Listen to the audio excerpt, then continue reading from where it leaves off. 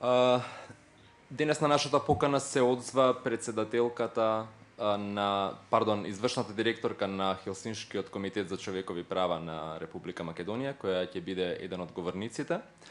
Најпрво ќе го поканам председателот на Цивил Центар за слобода Џабир Дерала да ни ги пренесе новите информации од мониторингот на председателските избори, а потоа господјата Уранија Пировска, која ќе изнесе правни толкувања на досегашните изборни нерегуларности и ќе информира за пријавите кои се пристигнати до Хелсиншкиот комитет.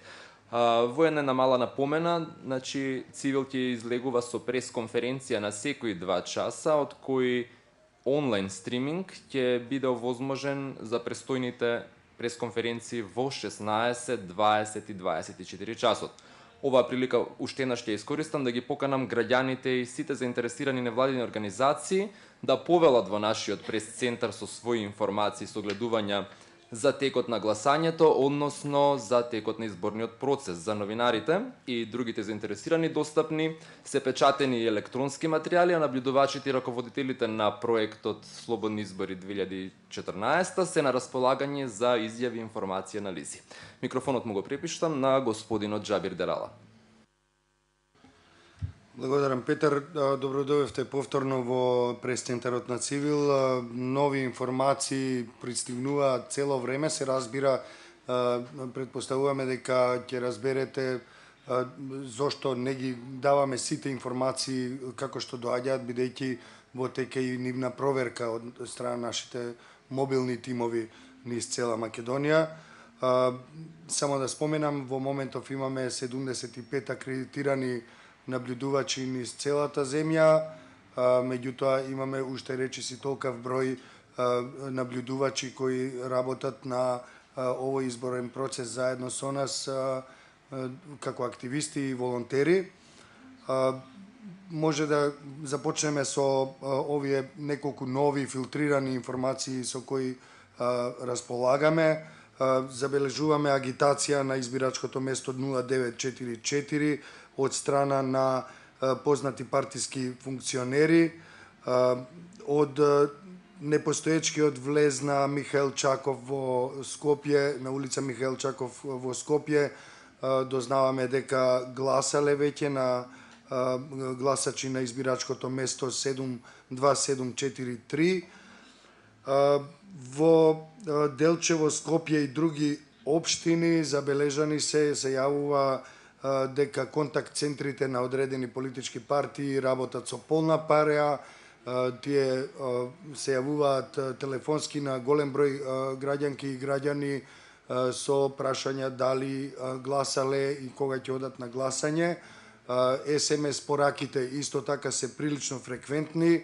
Јас самиот добив една СМС порака преска. Во Велес се на 21:49 избирачкото место е забележано фотографирање на гласачко ливче, на што реагирала полицијата.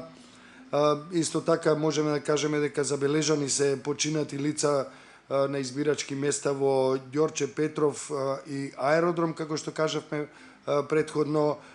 Додатно на ова и од Капиштец се јавува за присуство на починати лица на избирачките места. Предпоставувам дека тие до сега може би гласале, веќе поминува добар дел од изборниот ден. На крајот би сакал да споделам со вас една информација која доаѓа од Велес. Имено може да се забележи и онлайн еден податок со кој располага Државната изборна комисија, според која во Велес има 45.441 гласач, додека според Општинската изборна комисија тој број на гласачи во општина Велес изнесува 46.648. Околу 1000 луѓе разлика во два официјални документи. Проблемот е дотолку посериозен според нас што материјалот, избирачкиот материјал кој е дојден во општина Велес е соодветен на бројката со која располага Општинската изборна комисија, односно таа бројка која е со 1000 гласачи повеќе. Се надеваме дека Државната изборна комисија ќе го разгледа овој случај и ќе даде релевантни одговори на прашањата кои произлегуваат од оваа ситуација, се разбира и од другите ситуации. Јас би сакал тука да ја искористам нашата можност да разговараме и со Уранија Пировска, како што најавивме, која можеби ќе ни даде правни толкувања за тоа, за неколку прашања. Се разбира, постојат и многу повеќе прашања, а исто така Хелсиншкиот комитет има и своји наблюдувачи во помал број, меѓутоа сепак присутни на теренот, кои секако дека имаат некои информации кои ќе дојдат во текот на денов. Како прво, Уранија, како ќе го протолкуваме фактот што мастилото, значи во првата пресконференција го кажавме тоа, мастилото од маркерите кои треба да посведочат дека некој гласал се брише со едно обично влажно марамче. Јас се измив преска со сапун, речи си отиде само од тоа миење, малку поттргнав со ова и речи си го нема маркерот, иако гласав прилично рано са бајле. Како може да се употреба овој факт? Што може да значи ова? И покрај тоа што во самиот закон конкретно за ова прашање не е дадено посебна, не е утврдено како би требало да се постапува, сепак тоа според моје мислење представува одреден начин, односно можност да се манипулира со гласовите на граѓаните. Односно, ако значи бојата од фломастерот е можно многу лесно да се извади веднаш после гласањето, тоа значи дека тој ист гласач може повторно да гласа и бидејќи цивил има утврдено дека на избирачките списоци фигурираат починати лица, тогаш реално постои можност тоа исто лице да гласа во име на починато лице. Сега или да гласа два пати. Сега знаете, моментот кој што го спомнавте за разликата од 1000 избирачки листови повеќе отколку што има избирачи во одредена во одредено гласачко место, во такви случаи Државната изборна комисија може да го прекина гласањето, односно да го повтори гласањето. Ваквиот факт е должност на Државната комисија да го утврдува.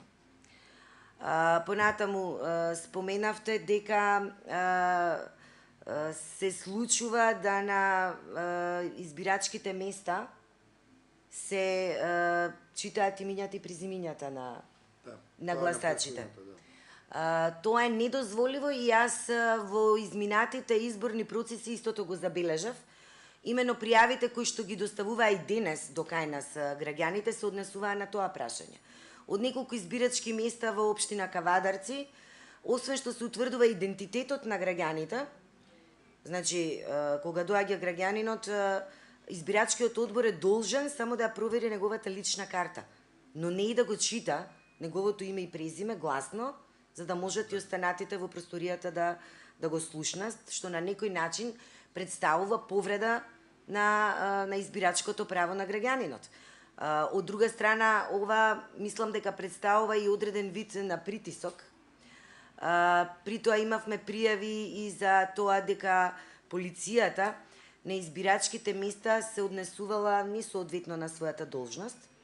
Според законот, полицијата е должна да го обезбедува објектот и приодот кон објектот, каде што се спроведува гласањето. Според изјавите на наблюдувачи на цивил, некои биле легитимирани од страна на полициски службеници, покрај тоа што е видлива ознаката дека станува збор за акредитиран наблюдувач. Според тоа е нејасно зошто полициските службеници го прават тоа. Тоа можам единствено да го коментирам како еден вид притисок, бидејќи и на локалните избори, а еве и денес Џабер извести дека наблюдувачите на цивил се во на одредени избирачки места попречувани да си ја вршат својата работа. Тоа мислам дека е нешто што веќе го видовме и на минатите избори. Понатаму и во канцеларијата на Хелсиншкиот комитет денес имаме пријави за тоа дека од контакт центри на одредени политички партии се јавувале на граѓани, тоа на нивните мобилни броеви, и биле прашувани граѓаните дали излегле на гласање. Тоа исто така може да значи притисок врз граѓаните, да не зборувам за тоа дека пред секој изборен процес добиваме пријави на граѓани од страна на државни службеници, кои што денот пред изборите се предупредувани како и за кого треба да гласаат. Според тоа, мене ми е многу жал што и во текот на овој изборен процес ги нотираме истите изборни нерегуларности како и за време на локалните избори. Благодарам, Уранија. Да преидеме на прашањето од новинарите.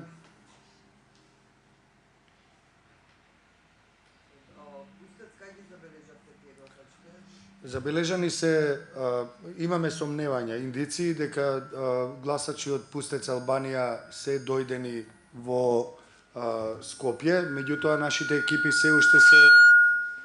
се уште се обидуваат да добијат некоја порелевантна информација од самиот терен.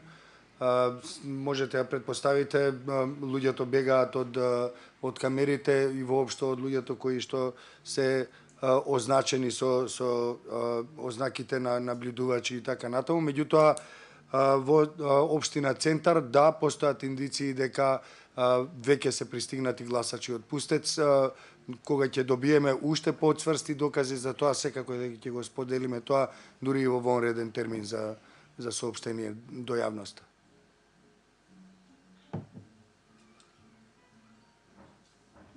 Дали имаме други прашања?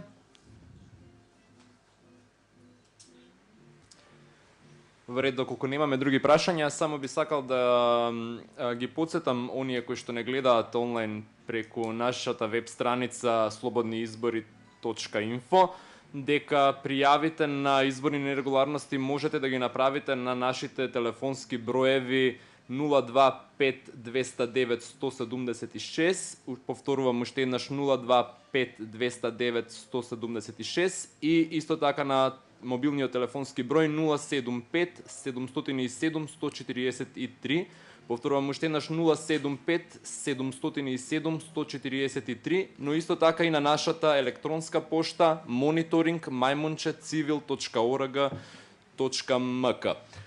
Со следното јавување во живо се гледаме во 16 часот. Ви благодарам на вниманието.